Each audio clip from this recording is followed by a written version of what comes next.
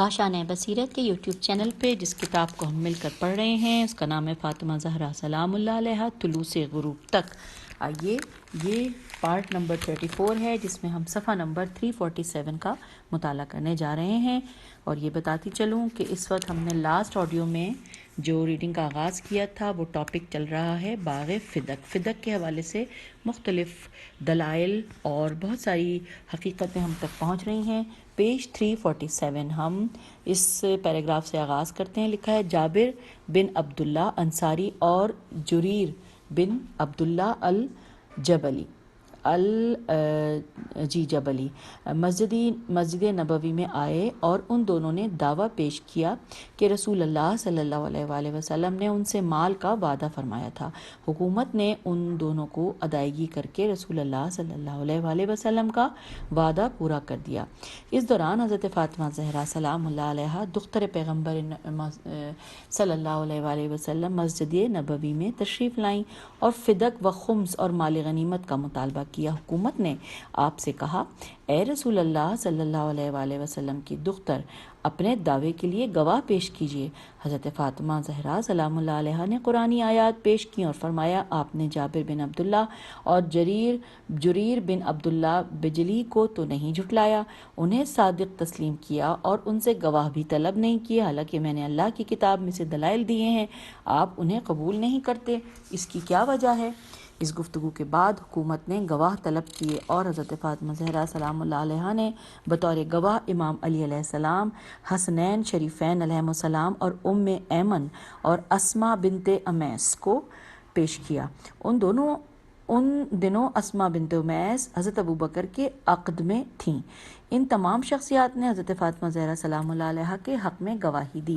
اہل بیت رسول اللہ صلی اللہ علیہ وآلہ وسلم کے سیاسی حریفوں نے کہا کہ جہاں تک کہ امام علی علیہ السلام ہیں وہ تو حضرت فاطمہ کے شوہر ہیں، حسنین شریفین علیہ السلام تو ان کے بیٹے ہیں اور ام ایمن ان کے گھر کی کنیز ہیں۔ جہاں تک اسماء بنت امیس کی بات ہے وہ حضرت جعفر بن ابی طالب کی زوجہ رہ چکی ہیں، اس نے ہر صورت بنو ہاشم کے حق میں گواہی ہی دینی ہے۔ علاوہ ازیں یہ دونوں خواتین حضرت فاطمہ سلام اللہ علیہ کی عقیدت مند اور شاگردہ ہیں، ان میں سے ہر ایک اپنے اپنے نفع کی تلاش میں ہے۔ آگے لکھا ہے کہ حضرت امام علی علیہ السلام نے اپنے سیاسی حریفوں کے جواب میں فرمایا کہ حضرت فاطمہ زہرا سلام اللہ علیہ رسول اللہ کے مبارک جسم کا حصہ ہیں، جس نے انہیں اذیت دی اس نے رسول اللہ صلی اللہ علیہ وآلہ وسلم کو اذیت دی، اور جس نے ان کی تکذیب کی اس نے رسول کی تکذیب کی۔ حسنین شریفین علیہ السلام دونوں رسول اللہ صلی اللہ علیہ وآلہ وسلم کے فرزند ہیں اور جنت کے جوانوں کے سردار ہیں۔ جس نے ان دونوں کو جھٹلایا اس نے رسول اللہ صلی اللہ علیہ وآلہ وسلم کو جھٹلایا، جبکہ اہل جنت سب سچے ہیں، تو ان کے سردار کیسے سچے نہ ہوں گے؟ سوالیہ نشان۔ اب ہم آگے ہیں پیج نمبر 348 پر۔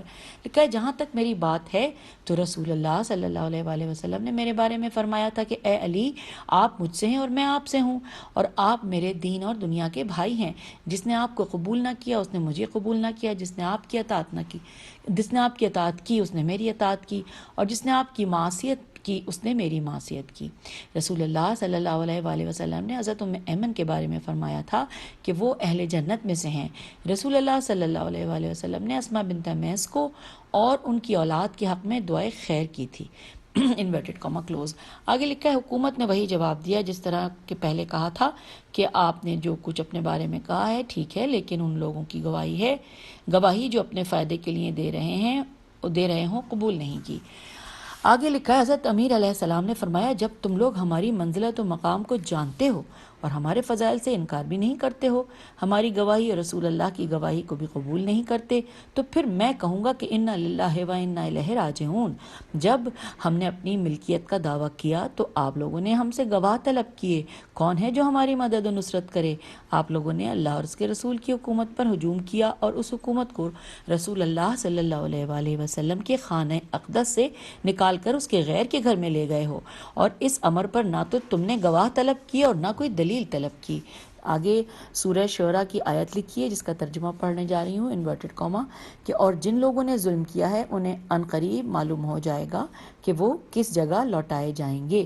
یہ ہے سورہ شعراء کی آیت نمبر 227، جس کا بھی میں نے ترجمہ بیان کیا جو یہاں لکھا ہوا تھا۔ لکھا ہے بعد ازیں حضرت امام علی علیہ السلام نے حضرت فاطمہ زہرا سلام اللہ علیہا سے فرمایا کہ آپ واپس اپنے گھر کی طرف لوٹ جائیں، خدا بند تعالیٰ ہی فیصلہ فرمائے گا کیونکہ وہی بہترین فیصلہ کرنے والا ہے۔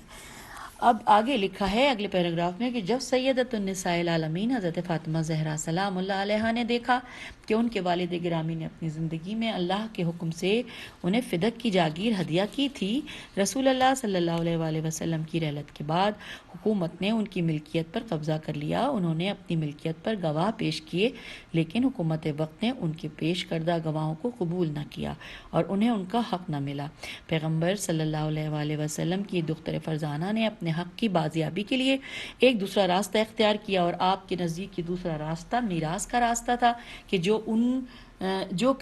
چیز ان کے والد رسول صلی اللہ علیہ وآلہ وسلم کی ملکیت تھی ان کی رحلت کے بعد وہی وارث ہیں، کیونکہ جاگیر فدق قرآن مجید کی روح سے رسول اللہ صلی اللہ علیہ وآلہ وسلم کی ملکیت تھی۔ اگر حکومت کو انکار ہے کہ رسول صلی اللہ علیہ وآلہ وسلم نے اپنی زندگی میں جاگیر فدق اپنی بیٹی کو ہدیہ نہیں کیا تھا، اب ان کی رحلت کے بعد ان کے پاس کوئی دلیل باقی نہیں رہے گی۔ جب وہ اپنی میراث کا دعویٰ کریں گے تو ان کے اس دعوے کو کسی صورت میں ٹھکرایا نہیں جا سکے گا، کیونکہ وہ اپنے والد کی واحد وارثہ ہیں۔ دنیا کے ہر قانون کے مطابق والد کی میراث اولاد کی طرف منتقل ہوتی ہے۔ ہم آ گئے ہیں پیج 349 پر۔ لکھا ہے سیدۃ النساء العالمین نے یہی تجاویز اختیار کی کہ اب وہ اپنا حق فکری و دینی اور معاشرتی قوانین کے ذریعے حاصل کریں۔ خاتون جنت بخوبی جانتی تھیں کہ ان کے ان قطعی اور آشکار دلائل کو ہرگز پذیرائی نہیں ملے گی۔ ان کے سیاسی حریف حق و عدالت کو قطعاً اختیار نہیں کریں گے، جس طرح کہ کسی شاعر نے کہا ہے، عربی میں لکھا ہے، ترجمہ بھی ساتھ ہے کہ تیز و تند شمشیر ایک لمبے عرصے تک قلم و بیان کے آثار کو مٹا کر رکھ دیتی ہے۔ آئیے آگے پڑھتے ہیں۔ لکھا ہے جی ہاں، یہ بات اظہرم من الشمس ہے کہ حکومت کے سامنے منطق و برہان کی کوئی حیثیت نہیں ہوتی، وہ اپنے مفاد کی ہی بات کرتی ہے۔ اس لیے خاتون جنت نے یہ دوسرا راستہ اختیار کیا کہ اگر ان کے دعوے کو تسلیم نہ کیا گیا تو وہ اپنے اس اقدام سے اپنی مظلومیت کو تاریخ کی عدالت میں ثابت کر سکیں گی، اور حکومت نے اپنے چہرے پر جو نقاب تان رکھی ہے اسے اتار سکیں گی۔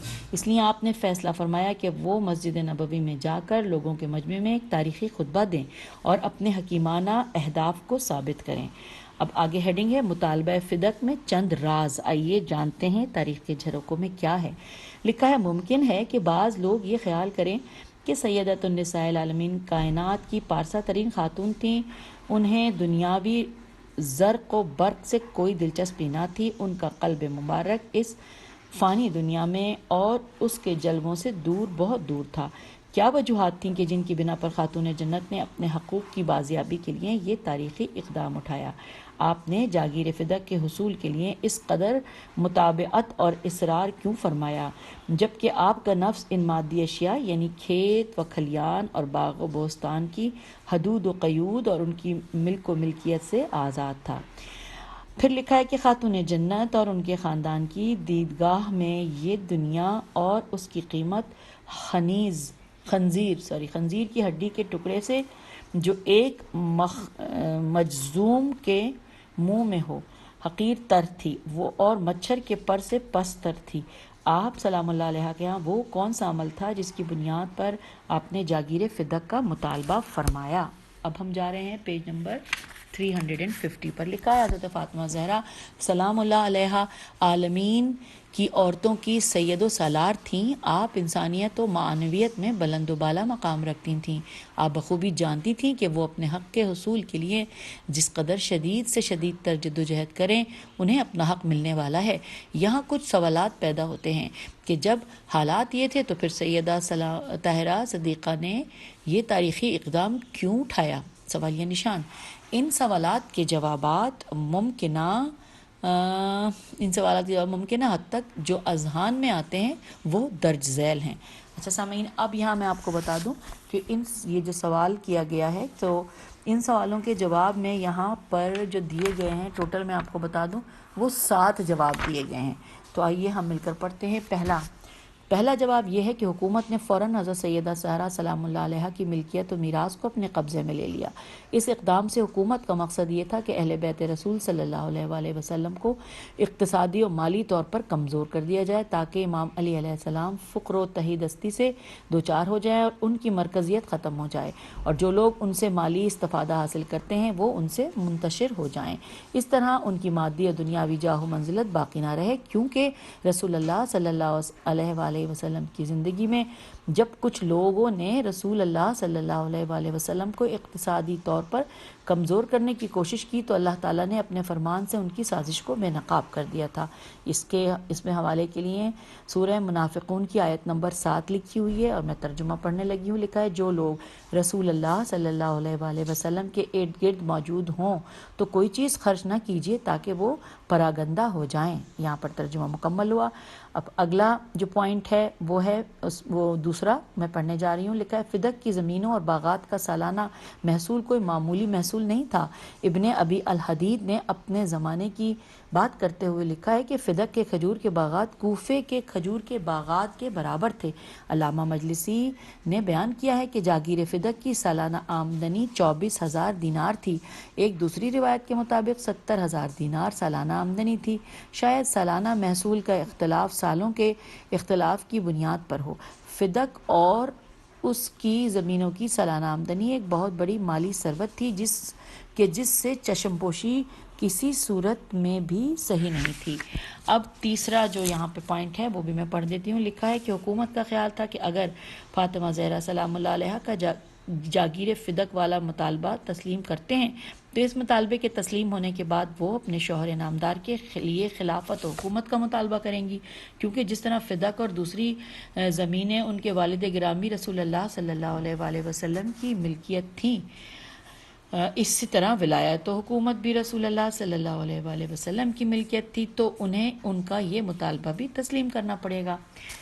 اس بارے میں ابن ابی الحدید نے لکھا ہے کہ میں نے بغداد کے مدرسہ غربیہ کے استاد علی فاروقی سے پوچھا کہ کیا حضرت فاطمہ زہرا سلام اللہ علیہا اپنے مطالبے جاگیر فدق میں حق پر ہیں؟ اس نے کہا جی ہاں وہ حق پر ہیں۔ ہم آ گئے ہیں پیج 351 پہ۔ اس نے کہا جی ہاں وہ حق پر ہیں۔ میں نے سوال کیا کہ پھر کیا وجہ تھی کہ جب نبی اکرم صلی اللہ علیہ وآلہ وسلم کی دختر اپنا مطالبے میں حق پر تھیں تو حکومت نے ان کا حق ان کے حوالے کیوں نہ کیا؟ استاد علی فاروقی صاحب دانش و بینش آدمی تھے، انہوں نے تبسم کے ساتھ کہا اور نہایت ہی حکیمانہ اور ظریفانہ گفتگو کی۔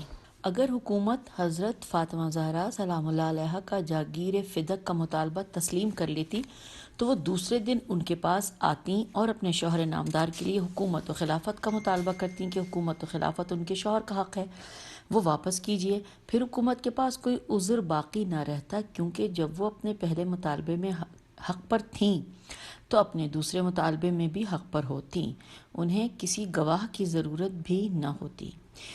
فورتھ پوائنٹ ہے کہ ہمیشہ حق طلب کیا جاتا ہے، حق بغیر مطالبے کے نہیں ملتا۔ جس انسان کا حق غصب کیا گیا ہے اس کے لیے ضروری ہے کہ وہ اپنے حق کو طلب کرے، کیونکہ وہ اس کا حق ہے۔ زہد و ذہاوت کے ہوتے ہوئے بھی حق طلبی ضروری ہے، اس سے زہد کی نفی نہیں ہوتی۔ اپنے حق پر خاموشی جائز نہیں ہے بلکہ ظلم پروری ہے۔ پانچواں پوائنٹ ہے کہ اگر انسان زاہد ہو، تارک الدنیا ہو اور آخرت کی طرف متوجہ ہو، پھر بھی اسے دنیاوی مال کی ضرورت ہوتی ہے۔ اپنے ذاتی اخراجات، اپنی شخصیت اور آبرو کی حفاظت کے لیے مال دنیا کی احتیاج ہوتی ہے، کیونکہ انسان اسی مال دنیا سے صلہ رحمی کر سکتا ہے اور اسے اللہ کی راہ میں خرچ کر کے اپنی آخرت بنا سکتا ہے۔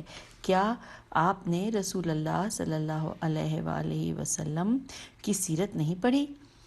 آپ کائنات کے زاہد ترین انسان تھے۔ جب حضرت خدیجہ الکبریٰ کا مال آپ کے پاس آیا تھا تو آپ نے اس مال سے اسلام کو تقویت دی تھی۔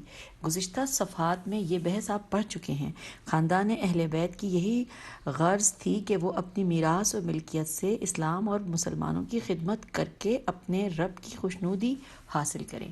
چھٹا پوائنٹ ہے، کبھی حکمت و دانش کا تقاضا ہوتا ہے کہ انسان اپنے غصب شدہ حق کا مطالبہ کرے۔ جب وہ اپنے حق کو طلب کرتا ہے تو دو صورتوں میں سے ایک صورت کے ساتھ ضرور ہمکنار اس وقت ہمکنار ہوتا ہے، یا تو وہ اپنی حق طلبی میں کامیاب ہو جاتا ہے اور اپنا ضائع شدہ حق پا لیتا ہے، یا وہ کامیاب نہیں ہو پاتا، لیکن اس صورت میں اس پر ہونے والا ظلم ظاہر ہو جاتا ہے، پیج 352، اور اس کی مظلومیت دنیا کے سامنے آ جاتی ہے، ماحول و معاشرے میں اس کی مظلومیت واضح ہو جاتی ہے۔ ایک مظلوم اپنی مظلومیت سے ہر عصر اور ہر نسل کو پیغام دیتا ہے کہ اس پر ظلم ہوا ہے اور فلاں نے اس پر ظلم کیا ہے، اور ظالم اپنے دعوے میں صادق نہیں۔ اور ساتواں اور آخری پوائنٹ ہے کہ صاحبان فکر کی کوشش و کاوش ہوتی ہے کہ لوگوں کے قلوب کو اپنی طرف متوجہ کریں، تو وہ اس امر میں مال و ثروت کو استعمال کرتے ہیں، وعدے کر کے ان کا ایفا کرتے ہیں، خوش اخلاقی اپناتے ہیں، اب ان طریقوں سے وہ قلوب کو منفعل کرتے ہیں، لیکن تمام وسائل میں افضل ترین وسیلہ جو قلوب کو اپنی طرف کھینچتا ہے وہ اظہار مظلومیت ہے، کیونکہ قلوب مظلوم سے متاثر ہوتے ہیں، اس کے لیے محبت پیدا ہوتی ہے اور اس پر ظلم کرنے والے کے لیے نفرت پیدا ہوتی ہے۔ یہ طریقہ اور وسیلہ سب سے زیادہ مؤثر اور کامیاب ہے۔ ان کے علاوہ اور اسباب و عوامل بھی ہیں جن کے ذکر کی یہاں گنجائش نہیں ہے۔ یہی وجوہات تھیں کہ جن کی بنا پر حضرت فاطمہ زہرا سلام اللہ علیہا نے اپنے حق کے لیے قیام فرمایا اور رسول اللہ صلی اللہ علیہ وآلہ وسلم کی مسجد کا رخ کیا۔ اگلی ہیڈنگ ہے آغاز کار کے لیے شائستہ تدابیر۔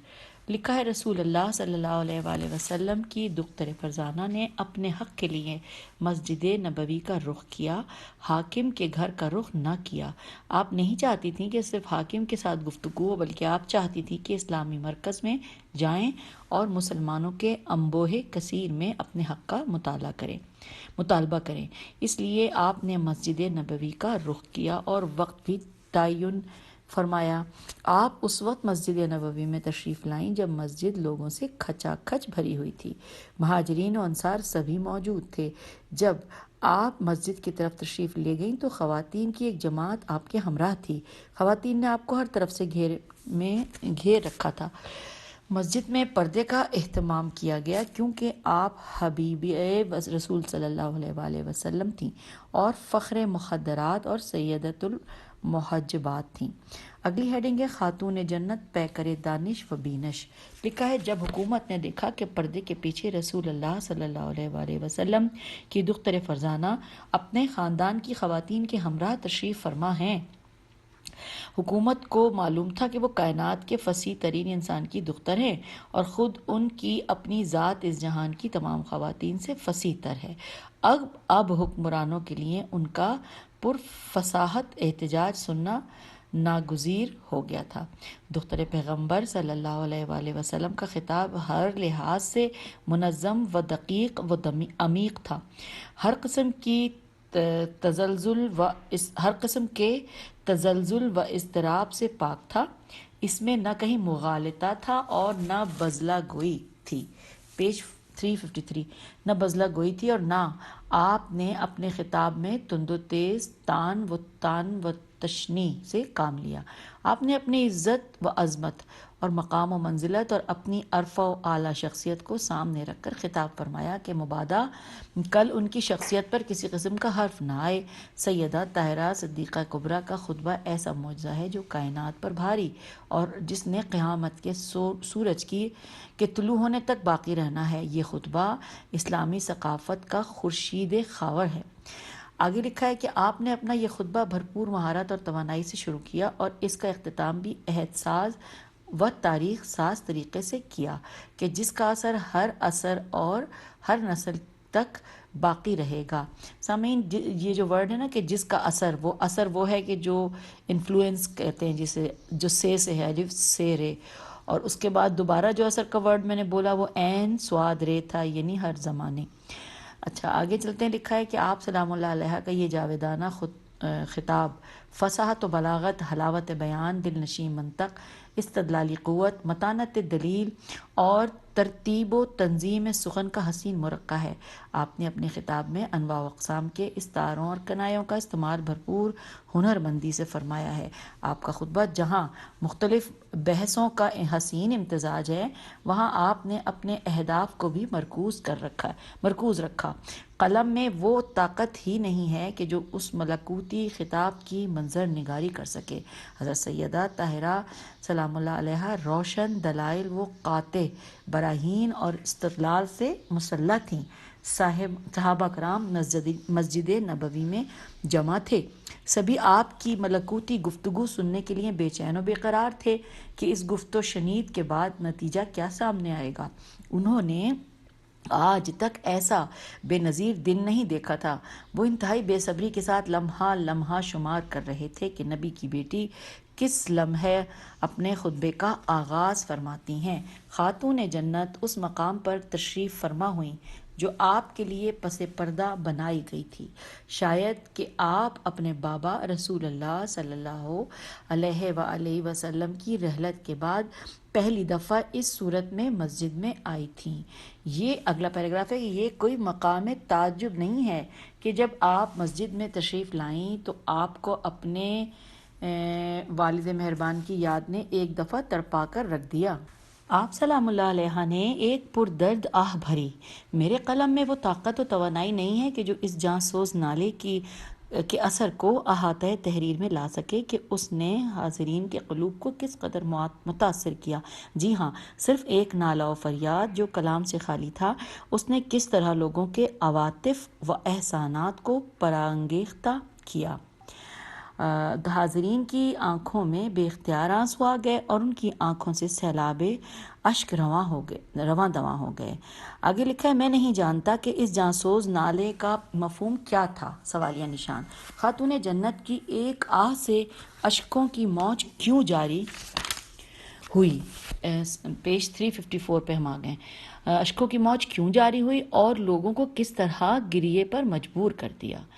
یا یہ حقیقت ہے کہ ایک نالے جانسوز آنکھوں کو گریاں کناں کر سکتا ہے اور آنکھوں کو ساون کے بادل کی طرح برسا سکتا ہے اور قلوب کو حیران و سرگرداں کر کے ان میں نہ بجھنے والی آگ لگا سکتا ہے؟ یہ ایک راز ہے، یہ ایک معمہ ہے۔ مؤلف کا ذہن اتنی توانائی نہیں رکھتا کہ راز کو منکشف کرے۔ شاید کہ کچھ اور لوگ آئیں اور اس راز سے پردہ اٹھائیں۔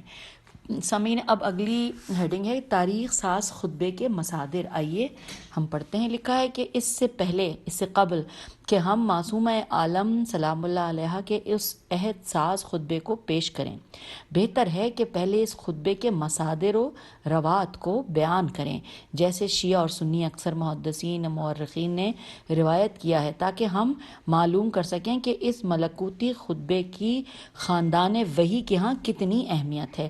یہ خطبہ ایک علمی، عبادی، سیاسی، قضائی اور دینی خطبہ ہے۔ ایک طرف یہ خطبہ خاندان نبوت و رسالت کی حقانیت و مظلومیت اور شہامت کو ظاہر کرتا ہے، تو دوسری طرف حکومتی خشونت و قساوت سے پردہ اٹھاتا ہے۔ میرا یہ دعویٰ نہیں ہے کہ میں نے تمام مصادر اور مدارک کو یہاں بیان کر دیا ہے۔ جی ہاں، جو مصادر میری دسترس میں آئے صرف میں نے انہی کا ذکر کیا ہے۔ ان مصادر میں سے چند ایک یہ ہیں۔ اب سامعین، یہ میں آپ کو بتاؤں، وہ جو مصادر دیے ہیں وہ ابھی 10 نظر آ رہے ہیں مجھے۔ آئیے ہم نمبر وار پڑھتے ہیں۔ نمبر 1، السید مرتضیٰ علم الہدا المتوفی 436 ہجری نے اپنی کتاب الشافی اپنے اسناد کے ساتھ اس خطبے کو عروہ سے عین پہ پیش ہے اور رے واو ہے، عروہ سے نقل کیا ہے، اور عروہ نے حضرت بی بی عائشہ سے سنا تھا۔ دوسرا نمبر ہے کہ حضرت سید ابن طاؤس نے اپنی کتاب الطرائف میں اپنی سند سے زہری سے اور اس نے حضرت بی بی عائشہ سے روایت کیا ہے۔ تیسرا ہے پوائنٹ کہ علامہ شیخ صدوق نے اپنی اسناد کے ساتھ حضرت زینب سلام اللہ علیہ بنت امام علی علیہ السلام سے روایت کیا ہے۔ چوتھا ہے شیخ صدوق نے اپنے دوسرے اسناد سے حضرت زید شہید فرزند حضرت امام سجاد علیہ السلام سے، انہوں نے اپنی پھپھی عقیلہ قریش حضرت زینب سلام اللہ علیہ سے، اور انہوں نے اپنی والدہ گرامی خاتون قیامت حضرت فاطمہ زہرا سلام اللہ علیہ سے سنا۔ پانچواں ہے، نیز انہوں نے اپنے اسناد سے احمد بن محمد بن جابر سے، اور اس نے بھی شریکت الحسین حضرت زینب عالیہ سلام اللہ علیہ سے سنا۔ چھٹا پوائنٹ ہے، ابن ابی الحدید نے شرح نہج البلاغہ میں احمد بن عبد العزیز جوہری کی کتاب الثقیفہ سے روایت 4 طریقوں سے نقل کی ہے۔ ہم آگئے ہیں پیج 355 پہ۔ جو یہ 4 طریقوں سے نقل کی ہے وہ چاروں کیا ہیں؟ الف، اپنے اسناد سے خاندان نبوت سے اور انہوں نے حضرت زینب سے۔ بے، اپنے اسناد سے حضرت امام جعفر صادق علیہ السلام سے۔ جیم، اپنے اسناد سے حضرت امام محمد باقر علیہ السلام سے حاصل کیا۔ اور دال، اپنے اسناد سے حضرت امام حسن علیہ السلام کے پوتے حضرت عبداللہ بن حسن سے حاصل کیا۔ اب 7واں پوائنٹ ہے کہ علی بن عیسیٰ اربلی نے اپنی کتاب کشف الغمہ میں، اور اس نے اس خطبے کو جوہری کی کتاب الثقیفہ سے لیا۔ 8واں پوائنٹ ہے، مسعودی نے اس خط کو اپنی کتاب مروج الذہب میں نقل کیا۔ 9واں پوائنٹ ہے، علامہ طبرسی نے اس کا ذکر الاحتجاج میں کیا۔ 10واں پوائنٹ ہے، احمد بن ابی طاہر نے اپنی کتاب بلاغات النساء میں۔ ان کے علاوہ محدثین اور مورخین کی ایک کثیر تعداد ہے جنہوں نے اپنے ہاں اس تاریخی خطبے کو نقل کیا ہے۔ اگلا پیراگراف ہے جو کہ میں پڑھنے جا رہی ہوں، کہ لکھا ہے کہ ابن ابی الحدید نے اپنی کتاب شرح نہج البلاغہ میں حضرت سید مرتضیٰ علم الہدا کے حوالے سے نقل کیا ہے۔ انہوں نے کہا کہ ہمیں ابو عبیدہ محمد بن عمران المرزبانی نے، اس نے علی بن ہارون سے، اس نے عبید اللہ بن احمد سے، اس نے اپنے والد سے سنا۔ ابو طاہر نے بیان کیا کہ میں نے ابو الحسین زید بن علی بن الحسین بن علی ابن ابی طالب علیہ السلام کے سامنے ام الائمہ صدیقہ طاہرہ کا وہ کلام پیش کیا جو حکومت کے فدق نہ دینے کے وقت شفیع روز محشر دختر نبی صلی اللہ علیہ وآلہ وسلم نے بیان فرمایا تھا، اور میں نے حضرت زید بن علی علیہ السلام سے بیان کیا کہ لوگ کہتے ہیں کہ یہ بنائی ہوئی بات ہے، اور یہ خطبہ ابو العینہ کا کلام ہے، کیونکہ وہ ایک بلیغ انسان تھا، اس نے اسے وضع کیا تھا۔ اگلا پیراگراف ہے کہ حضرت زید بن علی علیہ السلام نے جواب دیا کہ میں نے آل ابو طالب کے بزرگوں واروں کو دیکھا ہے کہ وہ اپنے آباء و اجداد سے اس خطبے کی روایت کرتے ہیں اور اس کی اپنی اولاد کو تعلیم دیتے ہیں، اور خود میرے پدر بزرگوار نے میرے دادا سے اس خطبے کی روایت کو حضرت فاطمہ زہرا سلام اللہ علیہ تک پہنچایا، اور مشائخ شیعہ نے اس خطبے کی روایت اس وقت کی ہے جب ابو العینہ کا دادا پیدا بھی نہیں ہوا تھا۔ آگے لکھا کہ خاندان وحی نے اس خطبے کی تعلیم ہمیشہ اپنے افراد میں جاری۔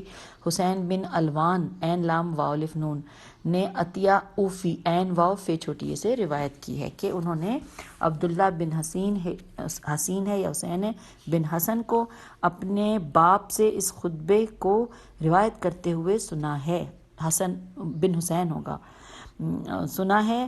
پھر ابو الحسن زید پیج 356 ابو الحسن زید کہتے ہیں کہ لوگ اس خطبے کو کلام سیدہ کہنے سے کیوں انکار کرتے ہیں، حالانکہ وہ لوگ حضرت ابوبکر کی وفات کے وقت حضرت عائشہ کا وہ کلام نقل کرتے ہیں جو حضرت فاطمہ کے اس کلام سے بھی عجیب تر ہے، اور اس کا ذکر بعنوان تحقیق کرتے ہیں کہ معصومہ عالم کے اس خطبے کے متعلق قوم کی یہ روش صرف ہم اہل بیت علیہ السلام کی عداوت کی بنا پر ہے۔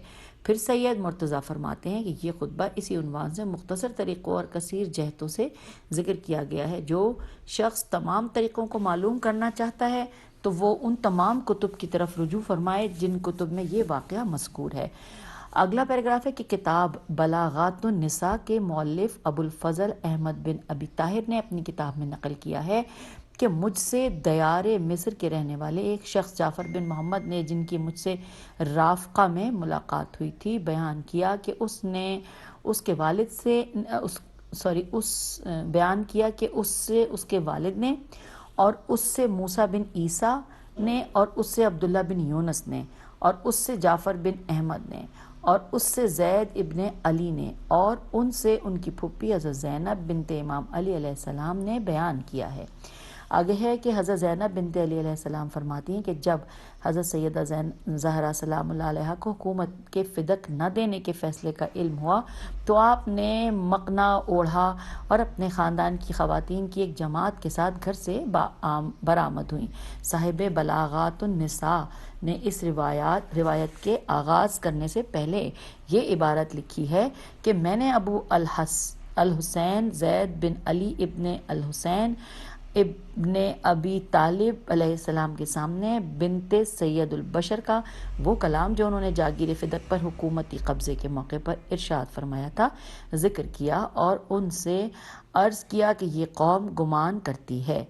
اچھا، اس کے بعد لکھا ہے کہ الف لام خ، اس کے بعد وہ عبادت مذکور ہے جو سید مرتضیٰ علم الہدا نے مرزبانی سے نقل کی ہے، اور یہ لکھا ہے کہ جب حکومت نے سید عالم کو جاگیر نہ دینے کا حتمی فیصلہ کر لیا تو بطول عذرا سلام اللہ علیہ نے ایک چادر اوڑھی اور اپنی کنیزوں کے گروہ میں مسجد نبوی تشریف لائیں۔ اس تاریخ ساز خطبے کے جو مصادر ہمارے ہاتھ لگے وہ ہم نے یہاں نقل کر دیے ہیں، شاید کچھ دوسرے محققین ہوں جو ان مصادر پر مزید مصادر کا اضافہ کر سکیں۔ تو سامعین، یہ پیج 356 پر ہم اپنی اس ریڈنگ کا اختتام کرتے ہیں اس پارٹ کا، اور انشاءاللہ مجھے بھی بہت شوق ہو رہا ہے اور آپ کو بھی شوق ہو رہا ہوگا وہ خطبہ لفظ بلفظ پڑھنے کا۔ انشاءاللہ اگلی آڈیو میں یا اس سے اگلی آڈیو میں ہم اس خطبے کو پڑھ سکیں گے۔ اجازت دیجیے، خدا حافظ، فی امان اللہ۔